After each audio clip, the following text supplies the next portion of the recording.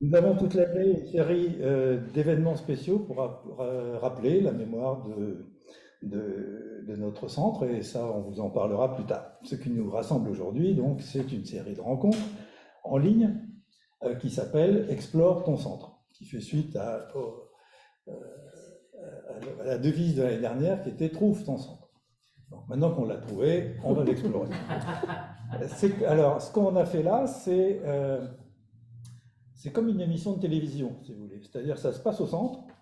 Il y a une petite poignée d'invités sur place qui sert simplement à ce qu'on ait un vis-à-vis et qu'on ne parle pas à une salle vide, mais tout le public est en ligne.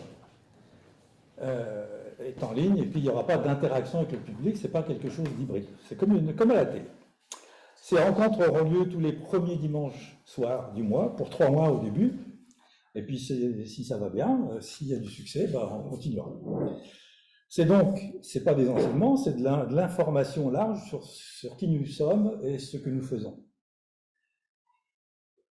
C'est un ton pratique, vivant, si vous voulez, conversationnel. On explore un sujet à travers la mémoire d'une personne qui a vécu la chose, des souvenirs, des anecdotes, quelque chose de vécu, si vous voulez.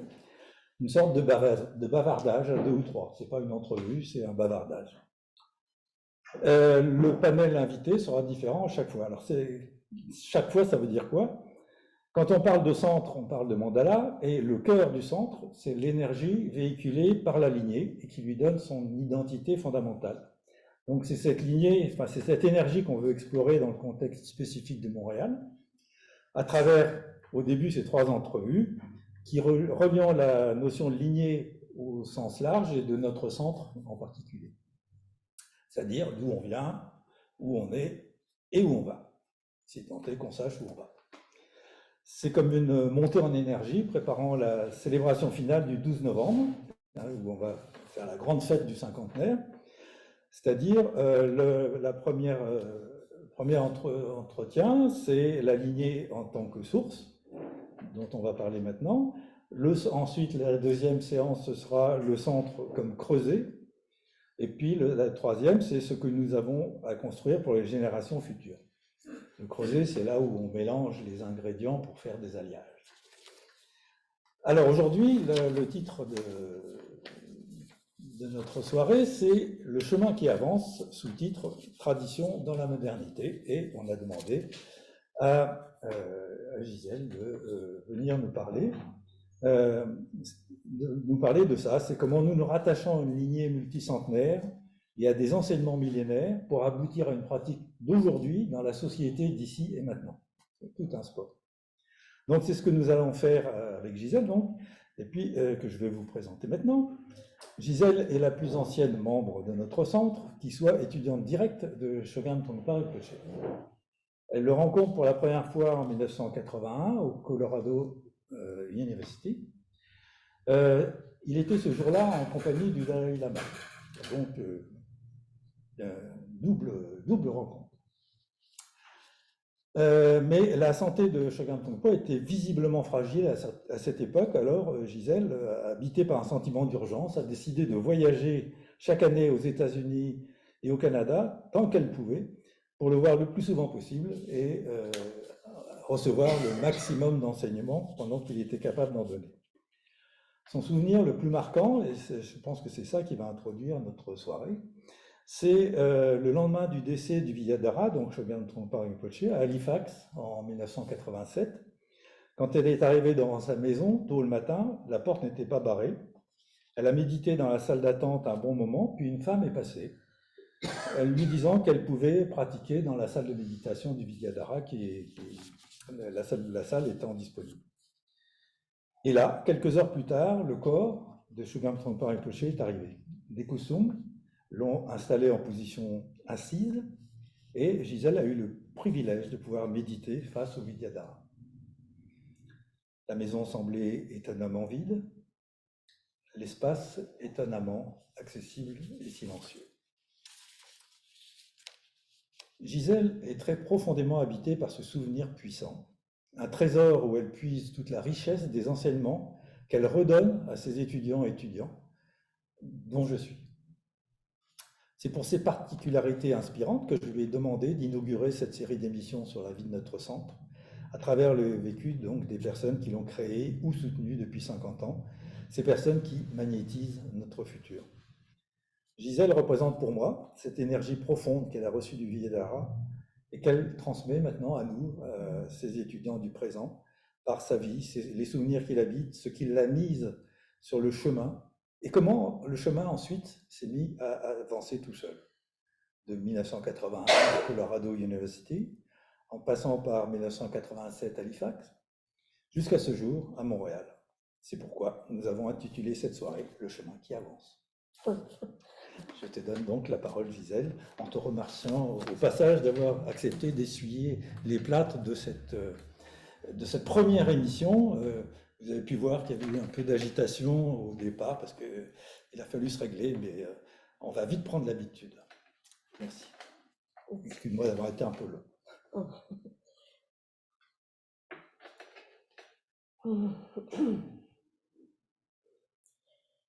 Alors, je trouve ça touchant de 50 ans après la formation du centre, de témoigner du Vidyadhara, Chogyampa Rinpoche. Alors, je vais parler spontanément. Jean-Luc a dit qu'il n'y aurait pas d'enseignement, c'est à peu près impossible qu'il n'y ait pas d'enseignement, parce qu'on parle de transmission de lignée, et c'est un type d'enseignement qui vient avec une transmission de lignée. Alors, je vais... Trungpa Rinpoche a quitté le Tibet à 19 ans, avec à peu près 200 personnes. Il avait auparavant reçu une formation très intense. À partir de 2 ans à peu près, il vivait dans un monastère. À 9 ans, il s'est mis à travailler avec son gourou Racine, qui était Jamgon Control de Seychelles. Et puis, il était soumis à une formation presque jour et nuit. Très difficile. Ce que je veux dire tout de suite, la vie des maîtres puis la vie de leurs étudiants est souvent extrêmement difficile. C'est pas, nous, on les voit en situation de gloire souvent sur des trônes ou dans des situations où des foules les écoutent, mais en réalité, ce qu'il y a derrière, c'est une vie difficile. Parfois de grande pauvreté, parfois d'intenses critiques de leur père, de Ulama aussi. Comme exemple, il y a un Karmapa, je pense que c'était le 15e, qui s'est marié, alors que les Karmapas ne se mariaient pas, mais il a créé, on dirait des uproar, il a créé une tornade de critiques parce qu'il s'est marié, puis il a donné naissance à un fils qui est devenu un grand maître aussi. Alors, c'est qu'on vive à notre époque des moments difficiles, on fait partie de l'histoire. On fait partie, les maîtres font partie de l'histoire, nous-mêmes, on fait partie de l'histoire. Que dans nos vies, il y a des moments très difficiles aussi, c'est le chemin, ça fait partie du chemin. Et Trungpa, au début, quand à un moment donné, il a réalisé, constaté après quelques années en Angleterre, qu'il ne pouvait pas retourner au Tibet, que la Chine était installée, et puis qu'il ne pouvait pas reprendre la vie comme avant, et tout l'héritage qu'il avait reçu était destiné à l'Occident. Puis il se disait, mais comment enseigner en Occident, comment transmettre le trésor que j'ai reçu, de façon authentique. Et lui-même est un détenteur de lignée à 100%. Alors comment transmettre, créer les conditions favorables. Puis c'est là qu'il est allé en retraite, sa fameuse retraite à Taksang, la caverne du tigre, au Bhoutan. Et puis, ce qu'il a fait, c'est qu'il a souhaité recevoir l'inspiration, les indications pour comment travailler avec les névroses aiguës qui sont particulières à l'Occident. Qui ne sont pas uniques en Occident, mais qui sont particulières. Et c'est Taksang, c'est la caverne où Padmasambhava a pratiqué lui-même et est devenu Dorje Trollo, qui est la forme courroucée. C'est sa manifestation la plus courroucée, la plus pleine de feu, disons, pour travailler avec les obstacles. Alors, il a pratiqué, c'est bien décrit dans Néo-Tibet que j'ai ici. Tout ça est décrit non, je ne me souviens plus si c'est décrit dans ça. Mais en tout cas, sa sortie du Tibet est décrite dans ça. Et puis, l'enseignement qu'il a reçu, D'abord, il a reçu une sadhana qu'on appelle la sadhana du Mahamudra, qu'on pratique maintenant 3 fois par mois ici. Et principalement, les enseignements, la ligne qui va le guider tout le temps qu'il va enseigner, puis qui va être présent ses étudiants en Amérique, va être de travailler à couper dans le matérialisme spirituel, que certains d'entre vous avaient entendu, dont vous avez entendu parler. Matérialisme spirituel, alors il commençait à enseigner dans les années 70, c'était d'autant plus important qu'il coupe net dans cette tendance, c'est d'utiliser la spiritualité pour notre confort, pour nous sortir de la souffrance.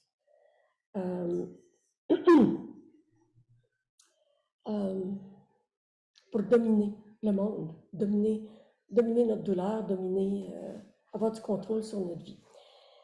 Alors, ce qui nous a amené, ce qu'il a fait, Chogyam Trungpa, c'est au début enseigner l'importance d'accueillir le chaos dans lequel on vit, notre chaos personnel, le chaos dans le monde, la souffrance.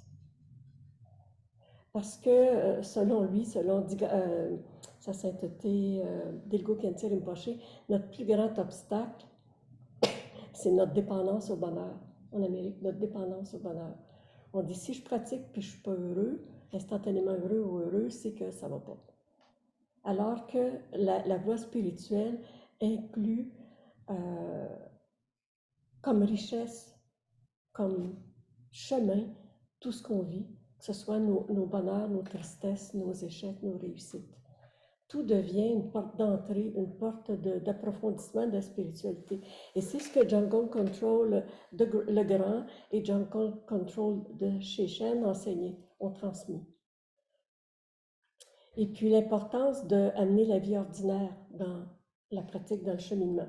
Un signe, quand on est devant un maître réalisé, ça c'est ce que Jamgon Control de Shechen a dit à Trungpa, enfin, il dit, quand tu es en rapport avec un maître réalisé, tu te sens plus réel. Tu sens la vie autour de toi plus réelle.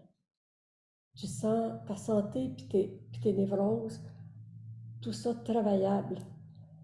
Et tu ne sens pas le besoin d'être une autre personne. Tu ne sens pas le besoin d'être dans une autre situation de vie, une autre société. C'est que tu te mets à apprécier la situation où tu es. Ça coupe. C'est complètement l'antidote du matérialisme spirituel. Alors, on a Trungpa qui arrive, je vais pas aller trop vite. Ah oui, sa sortie du Tibet j'ai dit ça, était extrêmement difficile. J'ai lu ce livre-là, Né au Tibet, Born in Tibet, dans toutes les langues, 3 fois. La 3e fois, très lentement pour le vivre la sortie avec lui, en suivant la carte géographique. Alors, ils étaient suivis par l'armée chinoise. La plupart des gens sont morts. Il y était plus de 200. La plupart sont morts. Ils sont sortis de là autour de 20 ans. Je ne suis pas très bonne dans les chiffres, alors je donne des approximations. Et il se faisait tirer, il mourait de faim, il mourait de maladie, il mourait de froid, il mourait de noyé. Puis à un moment donné, en fait, ça leur a pris 9 mois. Ça aurait pu être beaucoup plus court, mais toutes les voies courtes étaient surveillées par l'armée. Alors, ils ont fait des détours absolument incroyables. Ils sont même allés de reculons, en fait. Puis, ils sont revenus. Puis, à un moment donné, ils devaient traverser une rivière. Puis là, il n'y avait pas le choix. Puis l'armée surveillait, là. Je crois que c'est la rivière Poutra. Et puis, il y a une seule embarcation qui a pu traverser la rivière avec des livres, mais Trungpa était dedans. Et l'embarcation qu'ils ont faite, ils ont été obligés de laisser leurs animaux là, qui les aidaient à transporter leurs choses. C'était leur sac de cuir qu'ils ont défait, qu'ils ont cousu ensemble, puis ont fait une embarcation à la tibétaine. Et puis bon. Et les autres se sont fait tirer ou se sont cachés dans les bois. Se sont fait tuer par l'armée. À un moment donné, c'était pas clair qu'ils survivaient. C'était pas clair du tout. D'autant plus qu'ils avaient pris le vœu de ne pas chasser, ni de ne pas tuer aucun animal pendant leur fuite. Alors, ils ne pouvaient pas attraper un lapin ou quoi que ce soit au piège. Et puis, ce que Trungpa a dit, qui a compté, pas dans ce livre-là, mais à celui qui l'accompagnait à Taksang, là, son nom m'échappe à l'instant, mais bon, c'était un Canadien. Non, un Britannique qui vivait après au Canada. Alors, il a dit, je vais le dire en anglais, If I make it, I make the promise that I will give them all. Alors, si je m'en sors, je fais la promesse que je vais tout leur donner. Et ce que je ressens, c'est qu'on a tout reçu. C'est vraiment ce que je ressens.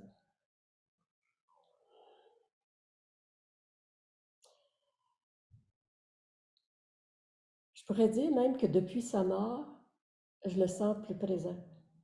C'est comme, puis d'autres étudiants disaient ça aussi. À partir du moment de sa mort, c'est comme si je le sentais plus présent. Il y a des personnes près de lui qui a dit c'est normal parce qu'il n'y a pas l'obstacle du corps. Il est complètement, son esprit est complètement libre. Alors en réalité, j'ai étudié avec lui de 80 à 87, mais en réalité, c'est de 80 à maintenant. Ça continue.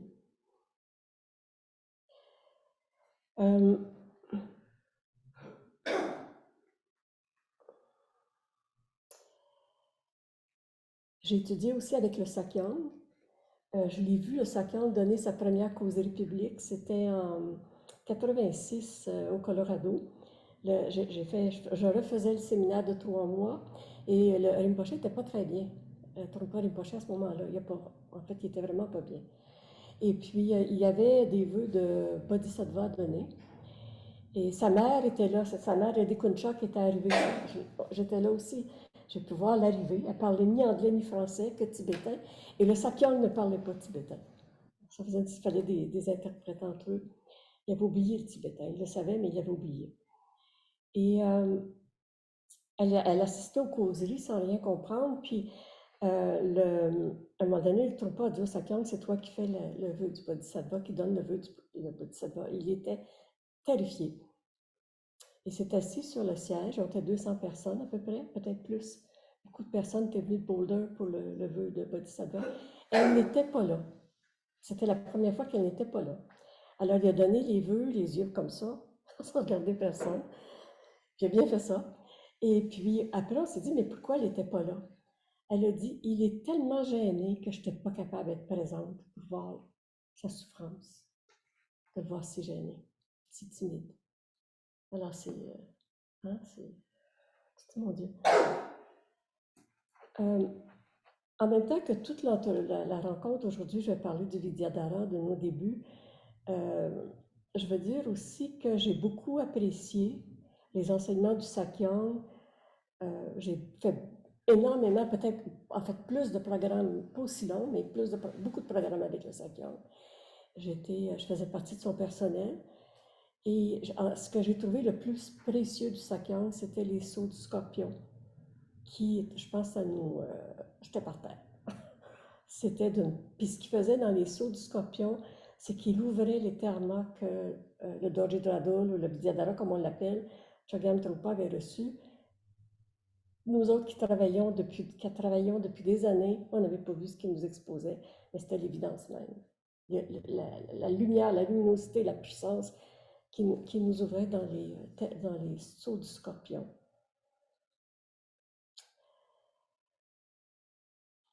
Maintenant, le centre ici a commencé, ça fait 50 ans, c'est comme ça qu'on calcule maintenant. Ben, c'est comme ça qu'on calcule. Alors, ça a commencé avec des anglophones. C'est commencé avec, entre autres, Trungpa. Il est arrivé au Canada avec sa jeune épouse, qui avait, je ne sais pas moi, 17 ans, 18 ans, je ne sais pas, Lady Diana Pybus. Et puis, de l'Angleterre au Canada, il n'y avait pas de problème de sortir. Mais quand ils ont voulu passer, parce qu'ils étaient invités aux États-Unis, il y a quelqu'un qui offrait une ferme aux États-Unis qui est au Vermont, ce qu'on appelle maintenant Carmichaeling. Quand ils arrivent pour passer à la frontière, ils sont refusés parce qu'ils n'ont pas les passeports. Leur passeport, ce qu'il y avait comme papier. Il est bizarre. Ah, c'était pas. Non, c'est les passeports. C'est les passeports. Et alors, ils sont revenus à Montréal. Et c'est comme ça qu'il a commencé à enseigner à Montréal, pour notre grande chance. Les premières rencontres, bon, il y en a eu au Théâtre du Centaure, dans les salles des comédiens en arrière. C'est des gens du Théâtre du Centaure qui disaient, venez nous enseigner, ça se peut pas que vous soyez à Montréal. Et puis, ils lui ont fait promettre de revenir. Il a enseigné aussi à Young Women Catholic Association, je pense que c'était sur la rue Dorchester dans le temps, là, loin dans l'ouest. Alors, c'était les débuts. Il y avait Martha Crampton, à ce moment-là, qui était l'épouse d'un ministre de la Santé, je pense. Je ne sais pas quoi, en tout cas. Et puis, un groupe d'étudiants. Bon, ici, il y avait comme Phil Heilig, dans les plus anciens. Là. Bon, les noms aujourd'hui, à cet instant-ci, je ne me rappelle pas. Ne t'inquiète pas, on a.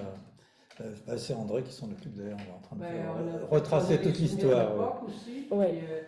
on a quand même toutes sortes de choses qu'on a pu retracer, mais On va vous parler de ça. Jean-Luc Le jour du a cinquantenaire, un c'est outil informatique là, où est-ce qu'il cumule tout ça. OK. On va parler de ça le 12 novembre. Ok. On a les noms.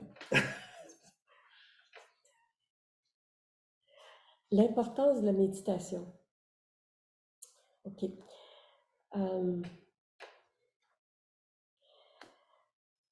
C'est l'enseignement le plus important transmis. La pratique de la méditation, shamatha. La lignée Kagyu, on a reçu les enseignements d'abord dans la lignée Kagyu. La lignée Kagyu est appelée la lignée de la pratique. Il y a un surnom donné à la lignée Kagyu, c'est le Sitting Bull, le bison assis. Puis Jungle Control de Session, il dit qu'il faut mettre notre derrière d'aplomb sur la terre. Il parlait comme ça, en tibétain. Et puis, de toucher à la réalité de notre situation. Alors, je pense que dans l'héritage qu'on reçoit, il faut vraiment se rappeler ça. Je relisais, tout l'été, c'était ma contemplation de l'été. J'ai relu lentement ces enseignements, je pense que ça se doit bien se voir. Oui. The Path of Individual Liberation. Ça, c'est le recueil de l'enseignement Hinayana de 13 séminaires de 3 mois que Trungpa a enseigné. Et c'était compilé par Judith Leaf et toute une équipe. Et ce qu'on entend là, je pense que plus que tout, c'est de reconnaître la réalité de la souffrance et de s'asseoir. C'est la seule façon de comprendre les enseignements reçus. Autrement, on intellectualise. Puis l'autre enseignement aussi, c'est d'étudier. Mais étudier et s'asseoir. Puis d'étudier beaucoup. Et il y a beaucoup de textes qui ont été écrits depuis 2500 ans, beaucoup d'enseignements. Et ça peut nous sembler très intellectuel. Mais ce qui s'est passé pour les personnes qui ont écrit et nous-mêmes, la première expérience est une intuition directe de la réalité. Après, on la met dans des mots pour communiquer et dans des écrits. Mais quand on étudie des textes, et quand je dis ça, c'est les enseignements de la lignée en même temps, c'est important d'étudier beaucoup et de méditer. En étudiant, c'est de se rappeler l'expérience, essayer de connecter avec l'expérience vécue de la personne qui enseigne ça. Revenir à l'intuition. C'est pour ça que la méditation va nous aider à revenir à l'intuition avant même les mots des textes. Et ça, c'est fois, moi j'ai lu des enseignements, je savais que c'était important, mais je ne comprenais pas. Ça restait aux mots. Pendant longtemps, puis je savais que c'était important, mais ça cliquait pas. Et 10 ans, 15 ans, des fois 20 ans plus, tout à coup, la phrase vient, puis elle a du sens. Alors, c'est comme si on étudie, puis on laisse ça se déposer dans les enseignements dans notre anthropopsychique, on pourrait dire, sur une tablette. Puis on continue à pratiquer, être présent dans notre vie, et puis ça mûrit. Même si on n'a pas dans notre face, devant nos yeux, ça continue à mûrir, puis tout à coup, oups, la clarté vient. Mais toujours se rappeler que étudier juste les textes, ça ne vaut pas grand-chose. On peut le faire à l'université.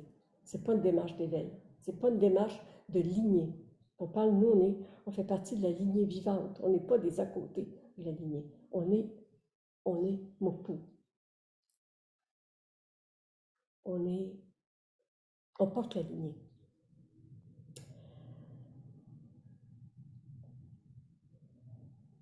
Il y a quelque chose que je voulais vous dire, puis qui a glissé là, par rapport à l'étude.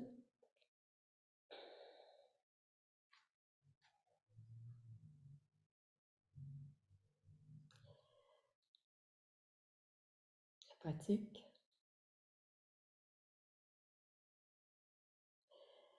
La confiance en nous-mêmes. La confiance en nous-mêmes. La confiance, étant instructrice en méditation, les étudiants nous arrivent et vont nous dire « Ah, il se passe telle chose, telle chose. » Souvent, on voit ça comme un problème.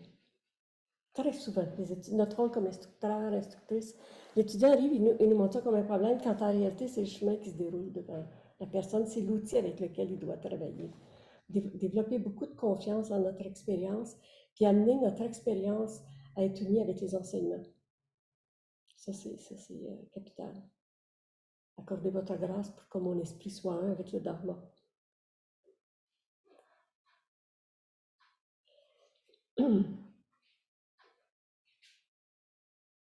Alors, vu que je suis un petit peu devant la page blanche, s'il y en a qui ont des... Ah oui, je l'ai, ce que je voulais dire. Trungpa a tellement insisté pour qu'on pose des questions.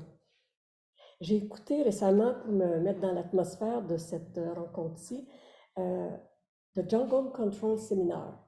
C'est 6 rencontres, il y en a peut-être qui connaissent ça, où il parle, c'est en 73-74 qu'il a donné ces causées-là, puis ça a été remasterisé, puis on y a accès maintenant avec Ocean, je pense. Alors, il donnait la moitié du temps en question à ses étudiants.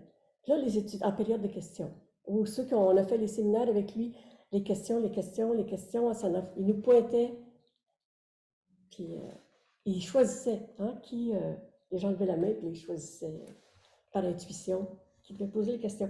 J'ai vu en 73, les premières fois où les étudiants posaient des questions, c'était tellement banal. Ils posaient des questions comme pour parler, un peu pour... ils pouvaient poser des questions. Là, il leur a dit, écoutez, vous allez investir vos questions. Vous allez poser des questions qui ont du sens pour vous, qui vont vous aider. Investissez vos questions, comme ça le Dharma va faire partie de vous. Vraiment important d'investir vos questions. Dans les groupes de discussion, parce qu'il y en a énormément dans ces programmes-là, investissez dans vos questions. Parlez de choses qui vous concernent, qui touchent votre vie, pour amener le Dharma et votre vie ensemble.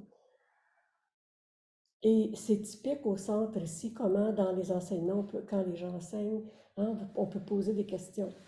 C'est vraiment... Puis les conversations sont vraiment ouvertes. Hein, au salon aussi, hein, dans nos dépenses. Les conversations sont investies, disons. Et pourquoi tu penses que c'est à cause du lâcher-prise du côté enseignant c'est-à-dire qu'une fois que la causerie est terminée,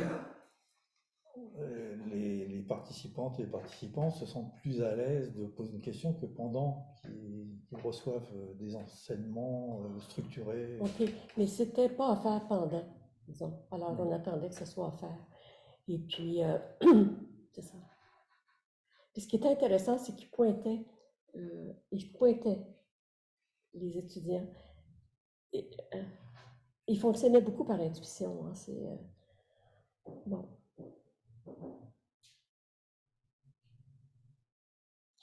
Puis il n'y avait pas je trouvais les personnes assez audacieuses en posant des questions. Des fois, ça avait l'air un peu ignorant, mais c'était nécessaire que la personne pose la question. Alors, et quand on lit les comptes rendus des séminaires, on se rend compte que même il y a des interventions qui sont un peu agressives. J'étais étonné la première fois que j'ai vu ça. Et puis, en fait, il rebondit dessus encore plus fort que si ça avait été une question un peu mielleuse. Ça a eu lieu justement dans le séminaire, Jungle Control Seminar. Il y a des gens qui ne sont pas ses étudiants, puis des grands intellectuels là, qui posent des questions, mais qui relient ces choses au Moyen-Âge, etc., etc. C'est assez intéressant son attitude. Il n'ira pas confronter. Mais plus tard, il va revenir. Puis c'est plus, pour la personne, c'est pas agressant non plus. Il va utiliser la situation.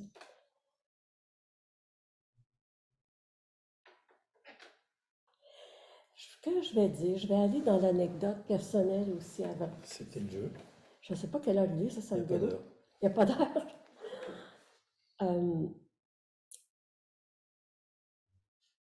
Avant d'être étudiante de Chogyam Trungpa, j'étais déjà professeure de philosophie. Et pourquoi j'étais professeure de philosophie? C'est parce que je voulais comprendre. Puis moi, ce qui m'intéressait dans la philosophie, c'est plus la philosophie comme sagesse, la notion ancienne associée à la philosophie avec Socrate et tout ça. Alors, c'était comprendre le fin fond des choses. Et mon expérience, c'était, avant, d'être dans une immense confusion. À l'adolescence, l'enfance, l'adolescence. Immense confusion. J'écoutais les personnes parler. Dans le temps, on n'avait pas vraiment de télévision et de radio, mais un petit peu, mais pas. C'est plus les personnes dans mon entourage, je les écoutais parler, je ne comprenais pas. Je ne comprenais pas ce qui les motivait à vivre. Je connaissais pas, je ne comprenais pas leur ligne de vie. Pas de, ligne de vie, c'est pas ça que je veux dire. Leur inspiration profonde, je ne comprenais pas. Et moi, je me disais, mais moi, je l'ai pas, je n'ai pas de. Je comprends pas pourquoi on vit, tu sais, je comprends pas ce qu'est la vie. On entend de nous. C'est bon? Je comprends pas qui je suis. Alors, c'est pour ça que je suis allée en philosophie. Pour comprendre. Et je comprenais pas plus après. Vraiment pas plus. J'étais très déçue. J'ai fait une maîtrise en philosophie. Et ce que je voyais, c'est que dans un cours, je me disais, bon, je vais étudier Sartre, je vais étudier Aristote, ou Karl Marx, on a donc étudié. Dans le temps de la Révolution, tranquille au Québec, là, à peu près.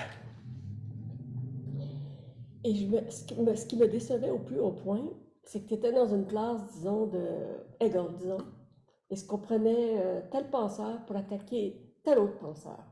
Et puis après, tu passais dans une autre classe, tu prenais tel penseur pour attaquer tel autre penseur. C'était des idées sur des idées.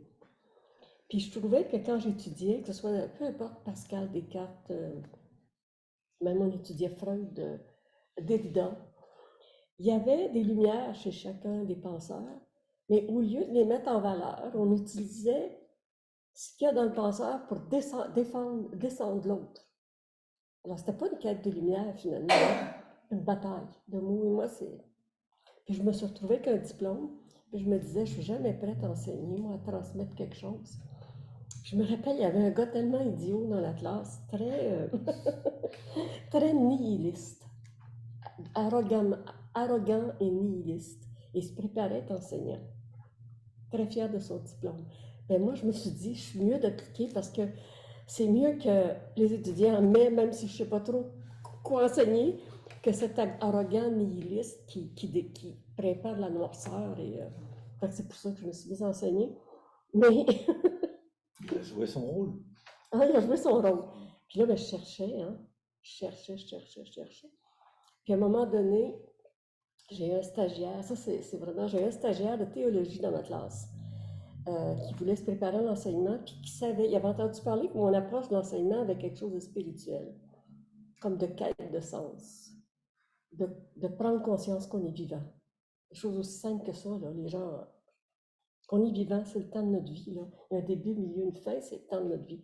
De voir qu'est-ce que ça faisait en nous quand on prenait conscience d'être vivant, la quête de sens, faire surgir une quête de sens. C'est ça que j'enseignais, c'est le mieux que je pouvais faire.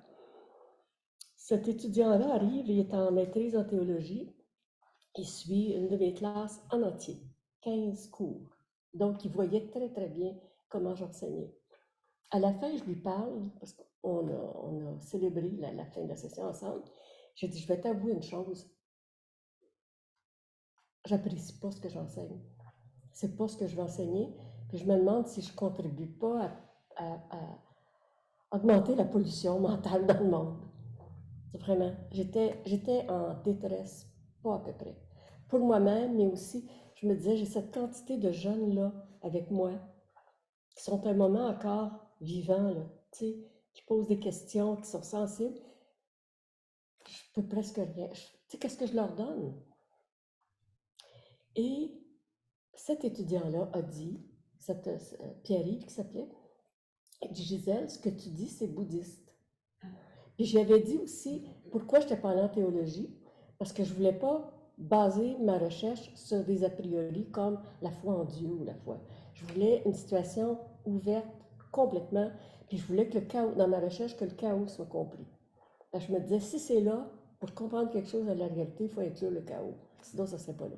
C'est là, je ne peux pas comprendre en mettant le chaos de côté. C'est là qu'il m'a dit, c'est bouddhiste ce que tu dis. Je dis, ah, je ne connaissais rien, rien. Et puis là, dans le temps, il m'a dit, tu sais, j'ai dit, comment je peux apprendre sur le bouddhisme? Il dit, il y a un centre à Montréal, le Dharma Dhatu, qui existe. Je suis déjà allée, lui était Rose-Croix, je crois. Et puis, j'ai déjà ça aller voir. Puis il regarde là, le calendrier, il recevait ça par la poste, hein? Il dit, il y a justement une causerie, disons, jeudi. J'ai dit, viendrais-tu avec moi, vu que je ne suis jamais allée? Il est venu, il dit, moi, ça ne m'intéresse pas. C'était Stéphane Bédard qui enseignait. Et puis, alors moi, j'arrive là, tu sais, puis bon, j'avais été échaudée par un autre groupe spirituel avant, qui était basé sur l'hindouisme, et qui était vraiment grosse manipulation, là, c'était pas... bon, moi, je l'ai quitté, mais c'était très décevant, disons. Alors, j'étais comme un peu les griffes sorties en même temps, là. Je suis allée là, et puis Stéphane enseignait, puis moi, je me mets à poser des questions, j'ai dit, je vais le confronter. Alors, j'ai dit, s'il me met à la porte, c'est mieux que ce soit tout de suite. Tu sais, j'ai pas de lien avec personne, puis je posais des questions vraiment difficiles. Stéphane, il répondait, puis d'autres fois, il dit, mais sais-tu, je le sais vraiment pas. Et moi, là, il m'a eu. Quelqu'un qui dit, je ne le sais pas, c'est quelqu'un de franc. Ben, j'ai dit, il y a quelque chose qui se passe ici. On ne forge pas des réponses, on ne prétend pas des beautés, on ne prétend rien. C'est je ne sais pas. Alors, puis, là, je me suis dit, il se passe quelque chose, et c'est là que je me suis procuré pratique de la voix tibétaine. C'était mon premier. Mais j'étais tellement en crise. J'étais près d'une dépression, peut-être. Hein? Je me disais, qu'est-ce que je fais de ma vie, puis qu'est-ce que je fais aux jeunes, tu sais? Alors, j'avais ce livre-là, puis je n'étais pas capable de le lire comme ça, là. Alors, avant de me coucher, je pleurais. Avant de me coucher, j'ouvrais une page, puis je lisais, et j'étais en grande douleur, puis ce que ça disait, ce que je tombais dessus, c'est bien, bien. Devant ma douleur, bien, bien. C'est très bien ça. Essayez pas d'en sortir. Prenez le temps de vivre ça. C'est très précieux. De ma vie, j'avais jamais entendu un enseignement comme ça. En philosophie, nulle part. Après, j'apprends la première noble vérité. Ça, c'était la révolution qui m'a...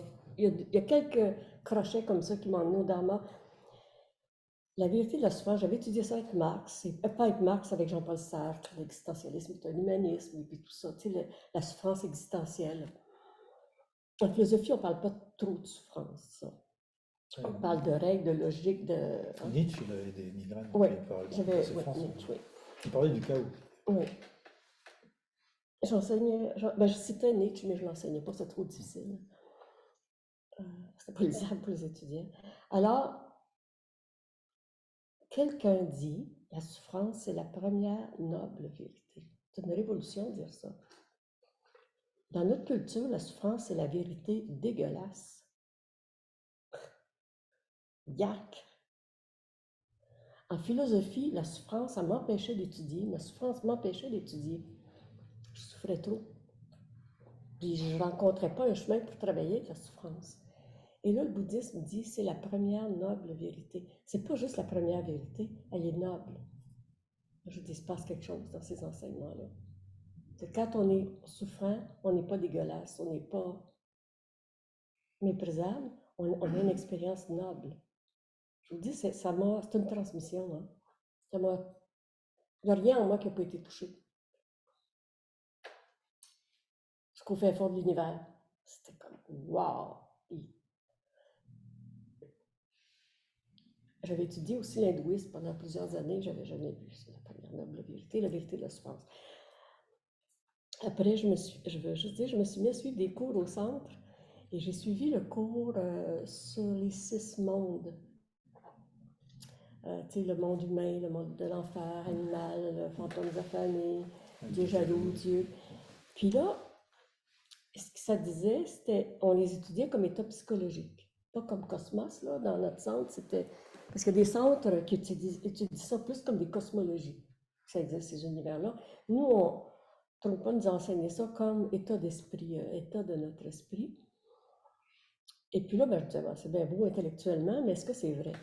Pendant 1 an, j'ai étudié à peu près juste ça, contemplé juste ça. Dès que j'avais un problème difficile, une situation de crise, je m'arrêtais, je prenais comme la photo de l'état d'âme puis de relation. Je disais, là, c'est quel monde? Et à chaque fois, je trouvais le monde. C'était relié à un monde. Enfer, Dieu jaloux, animal. Animal, on souffre moins, mais c'est ça. Et là, j'ai dit, waouh, c'est vrai cette histoire-là. C'était le deuxième. J'ai dit, OK, j'approfondis ces enseignements-là. Alors voilà. Et puis maintenant, ça fait 44 ans, euh, je me sens en bas, à la base d'une montagne d'or, puis j'ai juste touché à l'or qui est à la base de la montagne, tellement que c'est riche. Et comment t'es passée d'étudiante à enseignante? D'abord, j'ai un naturel pour ça, hein, c'est ma profession. Objectivement, mais Oui. c'est Ben, pas d'abord, forcément instructrice, applicable à la lignée et arriver OK, au instructrice centre en ici. méditation aussi. J'ai été formée en 84 en Pennsylvanie comme instructrice en méditation par le Dorji, le Dorji Lopon, ceux qui connaissent, dans le contexte d'un séminaire. Puis enseigner, je pense que j'ai peut-être commencé avant ou après, je ne me souviens pas. Euh, ça s'est fait assez naturellement. J'enseignais, tu sais, comme la bataille de l'ego. On avait des. Travailler avec les émotions, la lignée. On enseignait comme ça. On avait des cahiers, tu sais. Puis je méditais énormément. Énormément, j'étais toujours. Je méditais énormément à ce moment-là. Parce qu'il y avait trop de souffrance. Puis je me disais, la vie est courte, puis je ne veux pas tomber dans la paresse. Ça fait que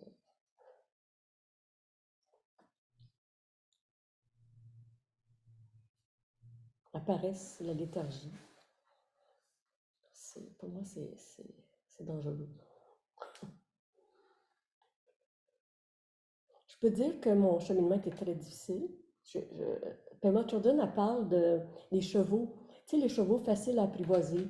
Les chevaux qui sont, hein, tu connais bien André, les chevaux qui sont très difficiles. Mais moi, je suis un cheval très difficile. Ah, mais je lâche pas.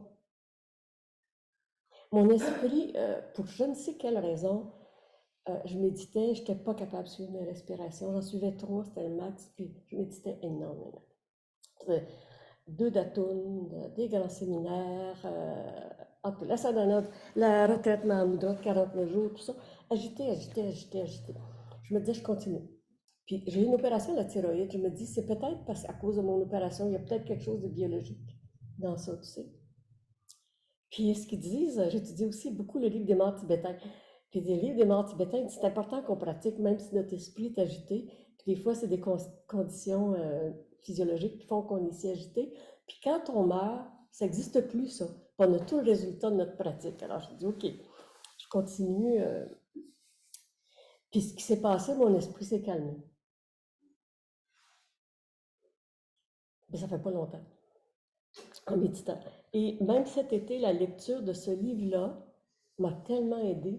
Puis ce que je veux dire, c'est que même quand notre esprit est agité, ça marche. Ça travaille vraiment dans la vie de tous les jours, même si notre esprit est très agité. Même si on est un cheval récalcitrant. Mais je pense que je vais avoir besoin de vos questions. J'ai dit ce que j'avais à dire.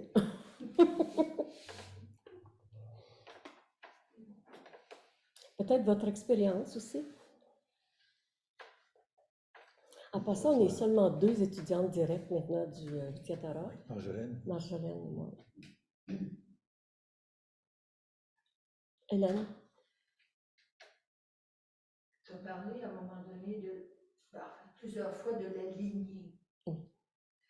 Puis ça fait plusieurs années là, que je suis au centre et j'entends beaucoup parler de la lignée. J'essaie encore d'appréhender l'importance de la lignée. Est-ce que tu pourrais nous en parler un peu de... Excuse-moi ma question triviale, mais qu'est-ce que ça apporte d'être dans une lignée? Moi, je suis dans une lignée, ça, je peux dire. Puis, je ne parle pas pour les autres, il y en a d'autres aussi. Entre autres, c'est quand on prend notre samaya, un vœu de samaya dans le Vajrayana, là, on est complètement dans la lignée de bord en bord, ça. Et de vie en vie, si on peut dire. C'est pour ça un peu tantôt que je vais essayer de parler de mieux que je peux, puis tu pourras aller me chercher au détour, là, s'il faut. C'est pas facile de répondre à cette question-là. D'abord, un maître de lignée, c'est pas lui qui se proclame maître de lignée. Il a reçu des enseignements depuis le Bouddha, en fait, c'est depuis le Bouddha. C'est des enseignements qui se transmettent de maître à disciple, puis d'une façon intuitive. Il peut avoir, comme je disais, il y a les livres, on peut étudier les paroles, mais c'est d'amener à l'expérience des enseignements. De maître à disciple, l'expérience des enseignements a été transmise. Ici, peut-être sans le savoir, vous portez la lignée d'une certaine manière, parce que la qualité ici de communication qu'on a, l'attention qu'on porte à notre environnement, le sens pratique, ça fait partie des enseignements de notre lignée. Puis si tu visites différents centres, tu vas voir l'atmosphère n'est pas pareille.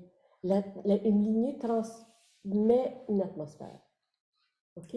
Puis c'est ça qui va faire que certaines personnes y arrivent ici et disent « Wow, je me sens chez moi. » Ou je sens que je peux plus m'accueillir. La lignée, puisque Django Control de Sechen enseignait à Chogyam Trungpa, c'est que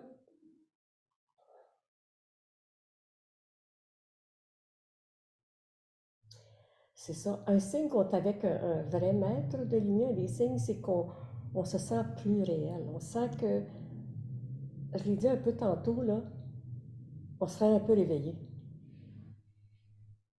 On sent aussi que nos névroses, c'est pas solide. Il y a comme c'est ça. Tu sais, il y a des gens qui vont se présenter comme maîtres, mais c'est comme des maîtres de rêve. Des maîtres de, tu sais, Puis il y a eu beaucoup ça dans le début des années 70. Quand Trungpa a commencé à... Il y avait Salem, puis il y avait...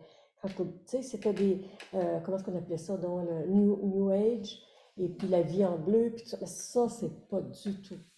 C'est la mode des ashrams. Oui, mais ça veut pas dire que tous les ashrams étaient... Tout à fait, oui. Il y en a qui peuvent être authentiques aussi, là, tu sais. Puis peu importe les religions aussi, c'est pas... c'est une transmission de vécu au lieu de théorie. Les théories sont juste un support, mais c'est que le vécu passe. Est-ce que ça aide? Oui, puis j'ai noté, j'ai retenu beaucoup le mot qu'un maître n'est pas... J'ai retenu et j'ai noté le mot qu'un maître n'est pas autoproclamé. Oh non. Ça, je pense que c'est un élément fondamental. En tout cas, dans ma compréhension pour le moment. Merci. Merci d'avoir posé la question.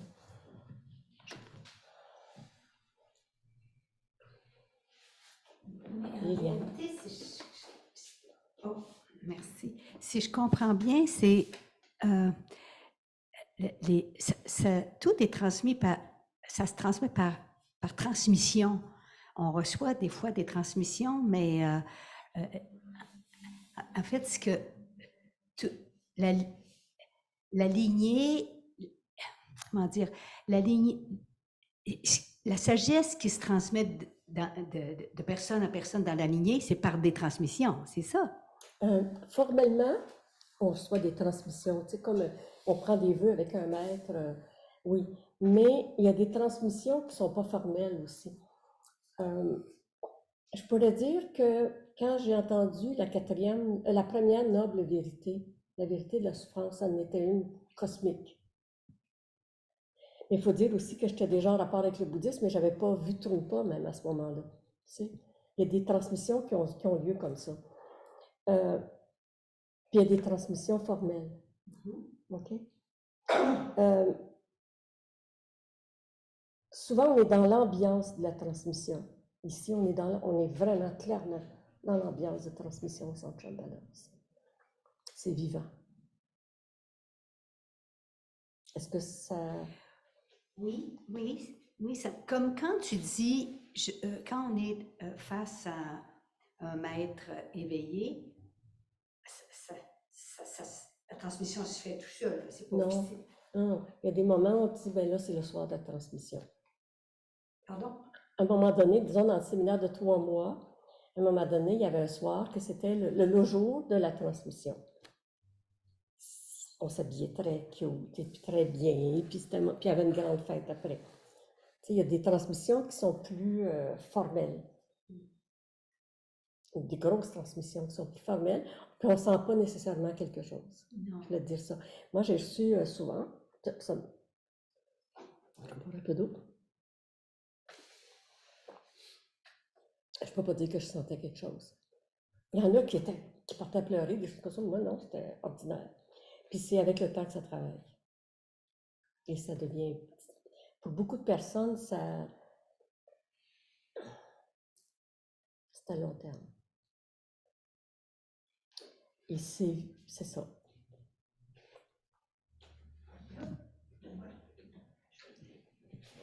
Merci. Puis il faut cultiver ça. Quand on a reçu une transmission, après, il faut cultiver, sinon c'est comme... Pour arroser les fleurs. Ouais. J'ai une chose, est-ce que... Oh, ben vas-y donc, André. Je voulais juste faire peut-être une remarque aussi, là. Tu sais, la notion de transmission dont tu parles, c'est que quand on étudie, on reçoit des fois des transmissions d'étudier un texte. Une transmission, ça a le but de marquer le moment où tu commences, et normalement, quand tu reçois un texte, c'est tout le sens de l'engagement, tu t'engages à le pratiquer. Et la notion de lignée, c'est aussi qu'on l'explore, notre lignée, c'est notre lignée familiale. À partir du moment où on devient bouddhiste, c'est sûr qu'on a une tendance à s'intéresser à la question. Puis là, on va découvrir, en tout cas pour moi, dans l'apprentissage ici, c'était placé qu'il y avait différentes écoles bouddhistes. Nous autres, on était la lignée Kagyu, la lignée de la pratique. Nyingma, c'est la lignée la plus ancienne. Et au fil du temps, on lit des choses comme ça, mais ultimement, il y a des moments où tu sens, comme j'aime bien ton image que je disais quand tu dis comme des choses qui sont placées dans notre esprit, puis tu sais pas trop quand est-ce que tu vas te rappeler des choses. Mais moi qui ai la chance de redonner des introductions à la méditation à des aînés, je retrouve toujours des choses, puis entre autres, un des Tulku Thondup qui présente la médecine tibétaine, puis il ouvre son livre en disant « Moi, je ne suis pas un médecin, là, mais je vais vous expliquer comment ça fonctionne chez nous. » Mais son premier texte, sa première introduction, c'est le rôle de l'esprit. Il dit « La joie, le bonheur, l'harmonie, c'est des créations de l'esprit. » Et quand vous allez méditer, vous allez réaliser à quel point c'est votre esprit que vous tournez vers une chose ou une autre. Et en méditation, pour moi, ça, c'est une transmission de juste lire ça. Puis je me dis, ah, tiens, je peux présenter plus tôt, bien sûr, les instructions de base en méditation, mais des fois, des perles comme ça, parce que on jardine avec les ancêtres, en somme. Alors moi, c'est ma notion sur à la fois lignée et la notion de transmission, parce que des fois, il y avait tout ce décorum-là. Puis moi, dans tout ce décorum-là, des fois, je trouvais ça bien énervant, puis c'est pas là que ça se passait. Mais des fois, il y a des moments magiques, des fois dans un cours qu'on avait au Centre Shambhala, peu importe où, puis d'autres fois, c'est parce que tu étudies, tu vas travailler. C'est un tout, toujours ça, c'est toujours un hologramme, là, tu sais. Ça va ensemble. Je ne sais pas si ça répond à la question générale. D'abord, quelle est la question générale? Mais je me rappelle d'une expérience de transmission avec Jangam Control, oui, c'est ça. J'hésitais. À Carmichaline, on était peut-être là d'ailleurs. Alors, on était tous réunis dans un petit espace. Je sais pas pourquoi il y avait si peu de gens, je ne sais pas. Et Jean Contrôle parlait de... Merci. Avait une façon de parler qui, dans ma névrose à moi, me semblait m'exclure. C'est-à-dire qu'il parlait de choses qui, comme étant je l'entendais comme ça, comme étant la vérité, puis moi j'aime pas ça qu'on m'assomme avec la vérité. Et alors il ne faisait pas l'enseignement sur le karma, toute la vie et la mort, mais c'était extrêmement présent dans tout ce qu'il disait. Alors, bon, quand est venu le moment des questions, les réponses, je lève la main et je dis on va tous mourir, et puis là où on est né, ben, c'est là où on est né. Les choses n'arrivent pas toujours parce que c'est notre faute, en fait, quelque chose dans le genre. Et moi, là où je terminais, c'était que ben, si on n'est pas né au Tibet, ben, peut-être que quelque chose comme ça. Alors il me répond, on sait que nous sommes nés, on sait qu'on vit, on sait qu'on va mourir, mais on ne peut pas savoir où on va mourir, ni quand on va mourir, ni quand on va renaître. Ah, merci beaucoup. Pour moi, c'était très fort comme enseignement, c'était très fort comme enseignement parce que moi, il me semblait qu'il parlait d'une façon logique, un peu comme un cours de philosophie, avant que je pose ma question. Puis là, ben, tout à coup, je me retrouvais assise par terre, tu sais, dans le sens où c'était bien ordinaire. Et ça, c'est typique des transmissions qu'on reçoit, pas nécessairement officiellement, mais que tout à coup, on fait « Ah... Alors, voilà, c'est mon expérience des transmissions, entre autres. Je voulais qu'on revienne sur le... Ah, pas qu'on revienne, parce qu'on n'est pas parti, mais... je voudrais qu'on explore aussi le côté du chemin qui avance, puisque c'est un peu le thème de la soirée. C'est-à-dire comment toutes ces enseignements que tu as reçus, ces transmissions que tu as reçues, etc., puis à travers les questions qui ont été posées,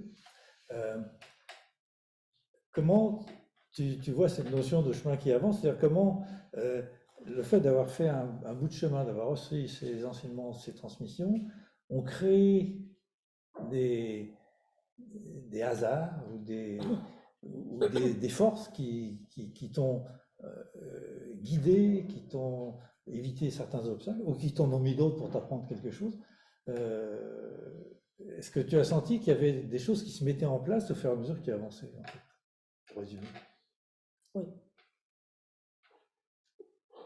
Bon, autre question?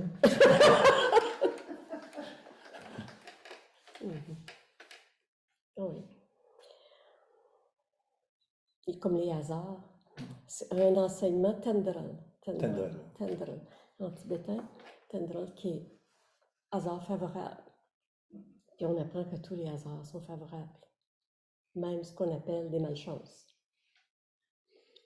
Puis que si on la rencontre, on a exactement quelque chose à soit lâcher prise, à prendre, etc. Et oui, en tenant compte de ça, là, absolument. Absolument.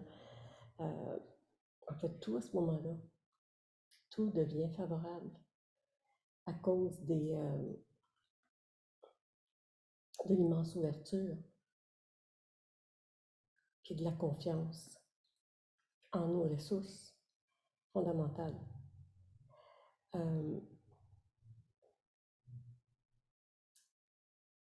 Il y a une chose, c'est intéressant qu'on soit rendu là dans l'échange. Chogyam Trungpa, c'était un maître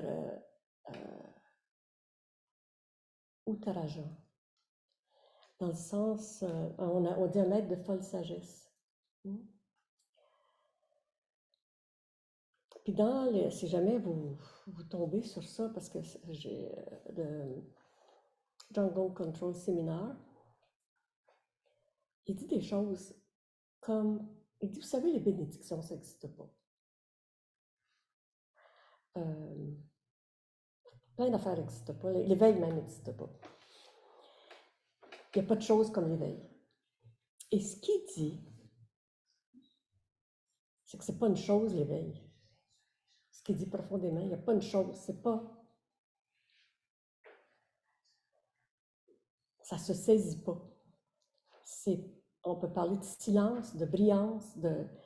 Puis il dit la brillance que, tu sais, les bénédictions que vous sentez, là, il dit, en fait, c'est que vous vous réveillez. Faites simplement vous réveiller à la luminosité qui est déjà là, mais votre esprit était trop voilé par les clichés, de l'agitation mentale, et puis vous ne perceviez pas, vous ne manifestiez pas, vous ne perceviez pas la luminosité. Le rôle du maître, c'est un miroir cosmique pour qu'on rencontre notre nature profonde. Puis en réalité, le maître et nous, ce n'est pas séparé. Ça, ce n'est pas dit au début. Mais il le dit dans cette causerie-là en 73, 74. Alors, ça me donne la permission de le dire. C'est que c'est un réveil. Et le maître est un catalyseur de notre propre réalisation, mais qui n'est même plus un moi, là. Qui est au-delà. En même temps qu'on a toute notre petite façon d'être, relative, etc. L'aspect ordinaire dont Puck parlait, c'est vraiment typique du cheminement, c'est ordinaire. Puis plus on se... Comme l'espace ici est ordinaire, les changements de saison sont ordinaires, mais plus tu t'ouvres à ça, plus tu te rends compte, wow! L'étonnement de vivre, l'étonnement de l'ordinaire. Si on cherche dans notre culture souvent être une fille extraordinaire, tout ça, c'est pas ça. Ça, c'est être à côté de la traque. C'est l'ordinaire qui est extraordinaire. Le fait même de vivre, le fait même... Puis se réveiller, c'est se rendre compte de ça. C'est vraiment... qu'on est là, que l'univers existe. Alors le maître, c'est vraiment une grande bonté. C'est un catalyseur pour nous sortir de la torpeur.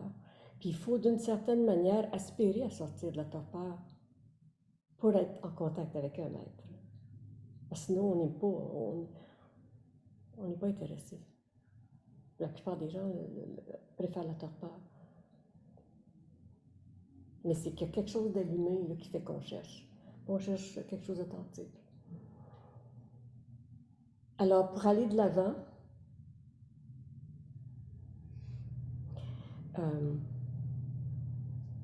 respecter notre vie, respecter les gens avec qui on est, le sens du sacré. C'est avec le sacré. Le sens du sacré, de prendre un repas, de faire l'épicerie, de manger un fruit, en réalisant tout ce qui est relié à ce fruit-là. Le sens du sacré de respirer. C'est rien d'extraordinaire, mais c'est vraiment sain. Je m'excuse, je t'ai coupé. Non, c'est moi qui t'ai coupé. Je pense que c'est l'élégance dont on parlait. L'élégance. Découvrir l'élégance, exactement. Et les gens qui viennent ici sont attirés par ce qu'ils sentent. Ils sentent quelque chose. Un respect de la simplicité et de la beauté qui surgit dans la simplicité.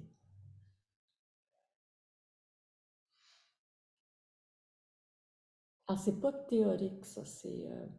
Même s'il y a bien des choses écrites, là, ça peut même être un obstacle, mais notre cheminement en méditant, c'est de dépouiller les enseignements pour aller à leur sève, à la sève des enseignements. c'est ça, le chemin qui continue. On ne sait pas vers quoi on s'en va. Moi, j'aspire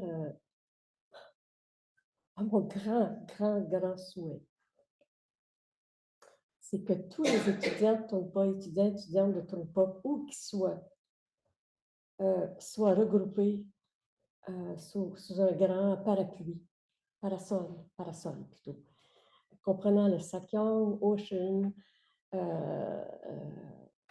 Shambhala, Global, tous ceux qui ont parti des groupes, qu'on ait un sens de famille ensemble. C'est mon souhait profond. Profond.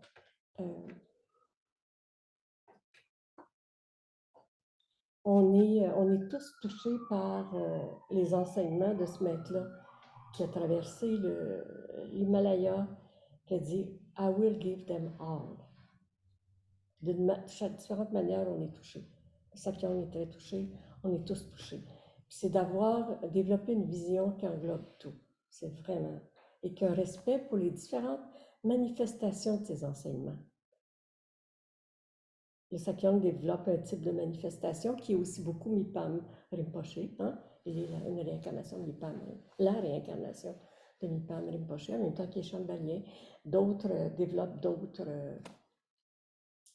Qu'on se mette à apprécier les différentes lunes de Chogyam Trungpa. Partout où sa lumière. Hein? Apprécier son humour. Son humour. Il riait de nous autres hein, parce qu'on était trop sérieux. C'est arrivé qu'il est venu méditer avec nous, c'était en 84, ça, je pense. Tu étais là, pas, j'imagine. Il était dans la salle de méditation, puis sa grosse bedaine, il était au musée. Il se met à bouger. Puis moi, je le voyais de biais, je dis, mon Dieu, qu'est-ce qui se passe? Puis là, tout à coup, les épaules se mettent à bouger. Puis tout à coup, il part à rire. Puis on ne comprenait pas pourquoi. Puis là, il y a pas mal de. C'est contagieux, alors des gens se mettent à rire. Après, on dit, mais aux gens au Kusum, pourquoi ils riaient? Il dit, on était tellement sérieux qu'ils ne pouvaient pas s'empêcher de rire. Ils se moquaient de nous, tout le monde. Il était tellement sérieux. Il riait parce que les gens étaient trop sérieux sur leur coussin. Ça lui arrivait souvent. Ben, c'est l'histoire de raconte, c'était un peu ça. Pardon? C'est quand tu étais venu méditer avec nous autres. Mais c'est ça que je comptais. Ah, OK. Oh, pardon. Ben, c'est correct. C'est ce que je comptais. J'ai un de mes enseignants qui nous avait dit ça aussi un jour, c'était chez Caillou, quand j'étais chez Caillou. C'est la pire chose qui pourrait nous arriver, c'est de se prendre au sérieux. De se penser extraordinaire aussi. De se mettre à... Ça nous arrive, hein? C'est sûr que ça va nous arriver. Se prendre sérieux, extraordinaire, tout ça. À un moment donné, on le voit et on dit OK, lâche prise. OK. On va vivre les obstacles, on vit tous les obstacles. Ça fait partie du chemin. On les rencontre, les obstacles. Il ne faut pas se sentir mal parce qu'on les rencontre. On ne peut pas nous enseigner ça dès le départ. Ça fait partie des, on pourrait dire, des transmissions. Notre chaos, il ne faut pas le mettre de côté, puis sinon, il revient plus fort. C'est un peu comme la psychologie moderne qui dit le retour du refoulé. Ce qu'on refoule revient plus fort. C'est la même découverte. Alors, c'est important de rencontrer notre chaos. Plus on pousse dessus, plus ça lui donne de la force. Puis Gisèle, on n'a pas parlé encore de toi. Quand moi j'ai commencé au centre, tu as fait beaucoup d'activités chez toi. Beaucoup, tu as reçu, puis quand le Sakyong est arrivé après, puis a comme dit l'importance de la Sangha, toi, tu avais pas mal cultivé de recevoir beaucoup chez toi, tu as reçu des maîtres, tu n'as pas du tout évoqué ça maintenant, j'aimerais ça que tu en parles un petit peu. Ben, c'est comme, pour moi, c'était comme naturel. Ce que j'ai fait, c'est que, ben, entre autres, je faisais des groupes d'études, hein, à un moment donné, chez moi, des transcriptions de séminaires. C'est drôle, on a commencé avec les transcriptions. Là, c'est trop précieux, on étudie ça à fond pendant les mois de temps. Et puis, un après l'autre, après l'autre. On lisait puis on discutait ensemble les transcriptions. Je ne sais pas quoi dire. Les maîtres, ben, j'avais l'espace pour les recevoir. Même le Sakyong a demeuré chez moi. Khenpo Tsultrim Gyatso, plusieurs fois en fait. Pema. Puis il y avait aussi un maître Nyingma qui venait demeurer chez moi, qui était extra. C'était un Khenpo Nyingma. de Pénard Rinpoché, un Khenpo de Pénard. Je pense que ça avait été plus extraordinaire. Il était comme un frère avec nous, c'était comme si on était ses sœurs. Mais je ne sais pas, qu'est-ce que tu aimerais que je dise? Ben non, c'est toi que. Y a-tu Ok. un souvenir marquant de ça? Parce que il me semble qu'il y a eu des événements, Ok. des fois c'était improvisé, puis des fois c'était toute une Mon cour qui débarquait chez toi parce que, je sais pas, Oh là, mon il y avait Dieu. des affaires d'avion, puis Ah oui, ça, je peux il me compter ça. semblait que t'en avais pas mal. J'en ai un qui est incroyable, c'est... oh mon Dieu. C'était pendant l'été, c'était comme fin juillet, début août, tout le monde en vacances. Et puis là, il y avait le frère de Trungpa, son neveu, puis 2 jeunes lamas, 4 personnes, qui avaient été invités par, dans le temps, ça s'appelait, je pense, Vajradhatu, qui avaient invité à faire avec les autres, ils appartiennent à la Chine maintenant, hein, surtout au Tibet, ils appartiennent à la Chine. Vajradhatu avait négocié une entente qu'ils puissent venir faire un tour en Amérique, aux États-Unis. Ils étaient venus au Canada, après ils sont passés aux États-Unis, puis après ils retournaient au Canada, je pense, pour... Non, en tout cas, ils retournaient, il fallait qu'ils franchissent une frontière, il fallait qu'ils tournent aux États-Unis pour se rendre à Beijing. La nuit, il y avait eu, je ne sais pas, une attaque quelque part, du 31 juillet au 1er août, il y a une loi qui entre en vigueur que pour passer aller en Chine, il fallait passer aux États-Unis pour les Chinois, il fallait un visa. Puis il n'y avait pas. C'était Claire Chadwick qui se trouvait à l'aéroport. Dans le temps, il n'y avait pas de cellulaire. C'est compliqué, là. Alors, elle dit, Gisèle, elle dit, je suis là prise avec 4 Tibétains qui parlent ni anglais ni français. Puis là, ils ne sont pas acceptés, ils ne peuvent pas prendre l'avion, leur billet est foutu. Qu'est-ce que je fais qu'eux autres? J'ai dit, amène-les ici. Oh, mes amis, on était 2. Entre elle et moi, c'est ça. Ma fille Amélie, qui se trouvait de Kassoum. Bon. Et puis là, ils arrivent, eux autres. Ça fait que là, on répartit les chambres. Mais puis il y avait une pièce qui n'avait pas de lit. Puis nous autres, on couchait sur des sacs de couchage sur le plancher, parce que pour leur laisser les lits, tu sais, en grand respect. Puis là, c'est nourrir ce monde-là. Là, je suis allée à... Mon Dieu, Seigneur. On n'avait pas le temps de penser trop plus que... Ils sont mal pris, on va les accommoder. Alors, je vais à la charcuterie du Vieux-Longueuil, puis je commande. Il n'était pas végétarien, du jambon. Je buvais pour, je pense, 2 jours. Puis là, ils nous ont dit, parce que là, je me mets en rapport avec les affaires internationales, étrangères de Vajradhatu. On ne sait pas s'ils sont là 1 mois, 1 semaine, on ne sait pas. Parce que là, on est bloqué avec eux. On essayait, nous autres, de trouver leur sortie. Alors, j'achète de la nourriture pour 2 jours. 1 repas et demi, il avait tout mangé. Il mangeait. Il adorait ça, il adorait ça. Et c'était de la nourriture. Ça coûtait une fortune. Là, le centre a assumé les frais. Mais ça coûtait une fortune. Mais moi, je ne pouvais pas, tu sais, je veux dire. Puis, alors, moi, on rigolait tellement, Claire Chadwick et moi, puis Amélie, on rigolait. Puis, il y a quelqu'un d'autre qui était venu nous aider. Elle était à l'abbaye longtemps. Monique. Landry. Elle était venue nous rejoindre. Et puis là, ben, on ne savait pas quoi faire avec eux autres. Puis là, puis on parlait, au début, j'étais très gênée, puis après, j'étais moins gênée pour parler par signe. Puis on parvenait à se comprendre. Et puis là, je suis entrée en rapport avec un restaurateur à Montréal qui était tibétain, le restaurant Om, je pense, cuisinier. Puis là, j'ai dit, ben, voulez-vous leur dire de prendre leur bain? C'est cute. Oh, mais il faut. Alors, ils prennent le bain, ils mettent à peu près ça d'eau dans le bain. Ils ont pris le bain par hiérarchie dans la même eau. C'était wow. Puis là, pour se laver, eux autres, ils vivent sur la terre. Hein, ils vivent en grande pauvreté, je pense. Pour se laver, ils lancent l'eau, ils n'utilisent pas des débarbouillettes. Alors, mon plancher, j'avais couvert ça de serviettes. Ils lançaient l'eau. Et puis là, j'avais mis plein de débarbouillettes, mais je n'étais pas capable de leur dire. J'aurais dû me laver moi-même. Puis, écoutez, il y avait, Vajradhatu les avait organisés en brosse à dents, en pâte à dents, c'était dans leur bagage. Je réalise qu'ils utilisaient ma brosse à dents. Pas tout, c'est pas tout. Il allait aux toilettes, puis il ne fermait pas la porte devant moi. Puis là, j'ai dit, ma foi, ils me prennent pour leur sœur, tu sais. C'est leur mœurs. Puis là, le plus éduqué, Sanjay, c'est un grand maître, ça, Sanjay. Là, ils ont commencé à leur dire de fermer la porte. Puis, tu sais, moi, la première fois que je vois ça, assis sur le bord des toilettes. Et puis, bon, c'était ça, mais finalement, ils sont restés 5 jours, je pense. Mais la nourriture circulait.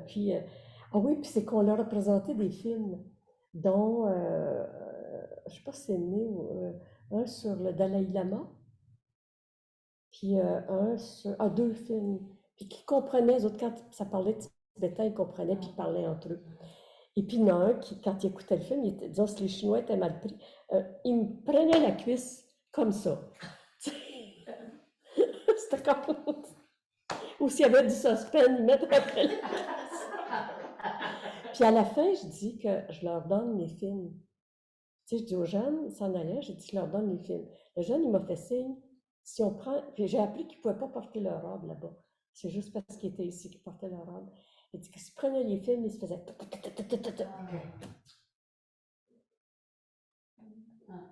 Incroyable, hein? En tout cas, ça, c'est une anecdote. Celle-là était précieuse. Et ça a fait... Oh mon Dieu, il était dans la cour. C'était le fun. Bon, puis il y a eu plein d'autres maîtres, tu sais, Digan Control est venu une semaine aussi, mais il se sentait bien, puis il se tenait torse nu aussi dans la cour Digan Control. J'arrive dans la cour, et pour ça, regardez, je vois cet homme-là à torse nu. Puis ma réaction, c'était de dire non, non, mettez-vous pas comme ça, il y a un maître ici. Mettez-vous pas torse nu. C'était lui. Dilgo Khyentse faisait pareil. Ah ben oui, mais il était toujours comme ça, lui. Il était toujours comme ça, lui. Hein? Moi, j'ai beaucoup servi des Dilgo Khyentse. Des Dilgo Khyentse. C'est une chance. On va conclure.